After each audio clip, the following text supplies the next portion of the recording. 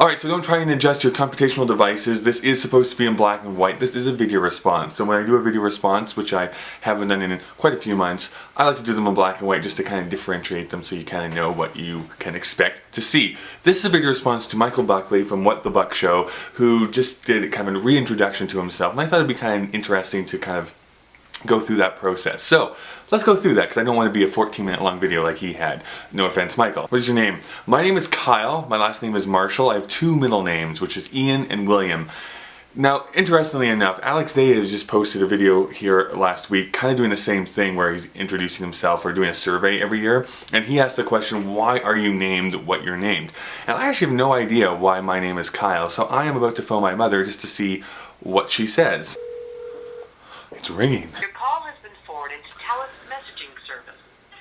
Alright, so I guess I don't know why I'm named Kyle, probably because she found it on the back of a cracker box or something like that. How old am I? I am a very old 29. I get really anxious thinking about the fact that I will be turning 30 here in less than a year. So that terrifies me. So I don't know if you have any advice on that, Michael, how to approach your 30s, but I'm not handling it very well. Where do I live? I live in a city called Calgary. It is kind of more westish in Canada, in a province called Alberta. Even though we're not the capital city, we are the biggest city in Alberta by far. And have I ever lived anywhere else? Not really. I mean, in university I lived in a small town called Lethbridge, which is about 2 hours south of where I live currently, and I grew up in a little small town 2 hours north of here called Rocky Mountain House. That's a very long title.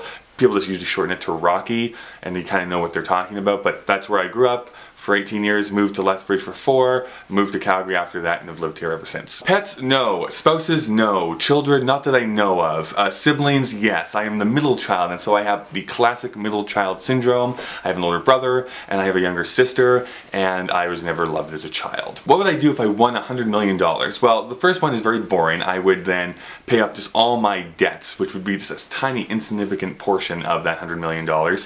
But still, just pay them all off so I'm debt-free from there on out. And then I'd kind of, again, kind of boringly, I'd kind of quarter it off. So a quarter of it I think I would want to give to charity. A quarter of it I would kind of put over into some sort of savings account which I know could grow my money out a little bit more. And then a quarter of it I would just use to spend, because I probably would stop working at this point so I could just kind of go off and do things, travel around, all that kind of thing. And then a quarter of it would also go to a small movie, like a very independent movie project that I've had in my mind for forever and ever. That's what I would want to do with $100 million. What magazines do you subscribe to? I don't subscribe to any magazines here at this point. I used to, for about 10 years, subscribe to Entertainment Weekly.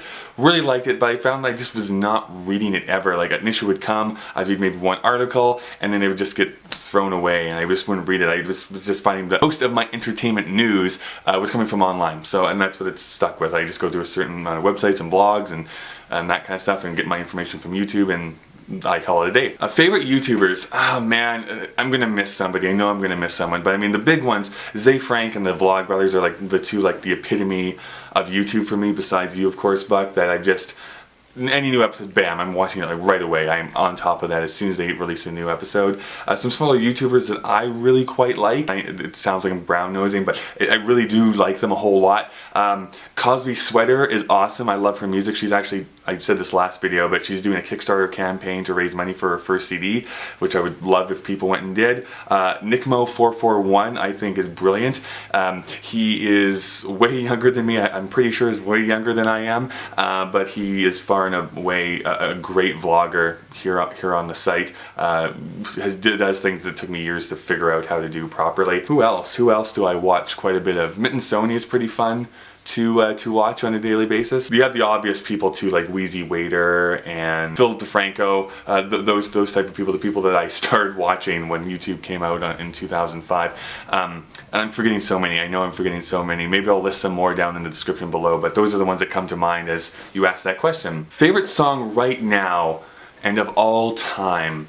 As of right now, so just yesterday I downloaded the new Mumford & Sons album, which I realize is such a hipstery thing to say. I like Mumford & Sons. Everyone who wears loafers and grows a beard loves Mumford & Sons, but I really like them. I think they're really great, but they do, on their deluxe version, they do this cover of the Simon & Garfunkel song The Boxer, which is amazing. Like, I've just been kind of listening to it over and over, and the album itself is super, super great. So that's kind of probably what I'm listening to right this very second, or in this last week here at least.